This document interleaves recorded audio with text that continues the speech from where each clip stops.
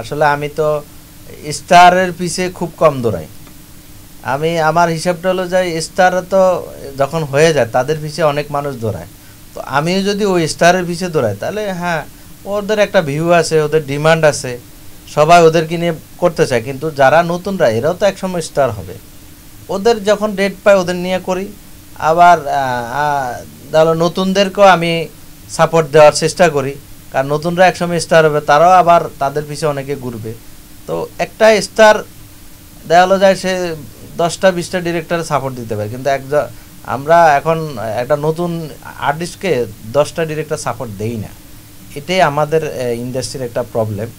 কারণ চাইলে একটা আর্টিস্টকে 10টা ডিরেক্টর যদি 10টা প্রোডাকশন করে ওর একটা জায়গা তৈরি হয়ে যায়, এটা আমি 100% মানে বিশ্বাস করি।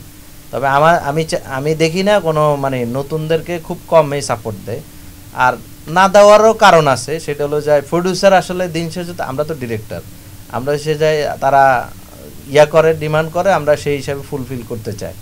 তো সেই জায়গার থেকে ওই পুরানদেরকে যাদের ভালো ভিউ আছে, আর ভিউর যুগে ভিউ বাবার যারা আছে তাদেরকে নিয়ে তারা কাজ করছে। তারপরে ওদেরকে যতটুকু ম্যানেজ করে যে একটা নতুন নাটক দেখা হলো পুরান নাটকের সাথে একটু জুটি করে যদি দেখা হলো যেটা প্রবাসীর স্ত্রীটা আমরা সাকসেসফুল, আবার নতুন নতুন হইলে দেখা হলো নায়িকাও নতুন নায়কও নতুন, তাহলে অনেক সময় দর্শক নিতে চায় না। তো এটা যদি নতুনকে যদি সাপোর্ট দিতে চায় অবশ্যই পুরান হয় নায়কের ক্ষেত্রে হতে না নায়িকার ক্ষেত্রে হতে হবে। আর মূল গল্পটা হলো যে গল্পের হিরোটা হলো যে গল্প, আগে গল্প চুজ করাটা হলো যে একজন ডিরেক্টরের সবচেয়ে বড় ক্রেডিট। তারপরে হলো যে এটার পাশাপাশি ওই গল্পটা কে প্রেজেন্ট করতে পারবে, কে ভালো গল্প অভিনয় করতে পারবে, তখন একটা গল্পের নাটকের সাকসেসফুল আসে। আগে সে গল্প হওয়ার পরে আপনি চাইলে অনেক টাকা এটার পিছিয়ে খরচ করতে, আর না চাইলে দেখা কম টাকায় বাংলা। কিন্তু গল্পটা ভালো হইলে তখন আপনি অ্যারেঞ্জমেন্ট দিতে পারেন, গল্প ভালো না হলে অ্যারেঞ্জমেন্ট দিয়ে লাভ নাই। প্রবাসী 1 নাকি প্রবাসী 2, কোন নাটকটি নিয়ে আপনি বেশি আশাবাদী? প্রথমটা সবসময় ভালোই থাকে, ভালো না থাকলে তাহলে দ্বিতীয়টা আর ভালো আসতো না।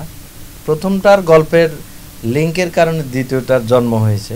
আমি অনেক নাটকে নির্মাণ করেছি এবং অনেক ভিউ নাটক আছে। তো সেক্ষেত্রে এই নাটকটার ভিতরে যেই ধরনের মানুষের রিয়াকশান কমেন্ট ছিল, মনে হলো যে প্রত্যেকটা কমেন্টে হলো যে মানে এক একটা মানুষের গল্প বলতেছে তারা, যে আমার সাথে এরকম হয়েছে, আমার সাথে। এটা আমি অনেকগুলো স্ক্রিনশটও আমি ফেসবুকে শেয়ার করেছি, অনেকে দেখেছে। তো সেটা মনে হলো যে না, এই নাটকটা আমি মানুষের সাথে মিশে গেছি, যে মানুষের গল্প বলার চেষ্টা করেছি, এটা বাস্তবতার সাথে মানুষের মিলে গেছে।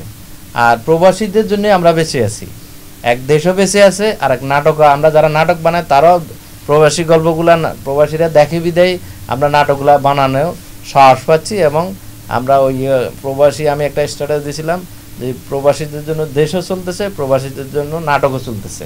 তো তাদেরকে অসংখ্য ধন্যবাদ, সেলুট জানাই।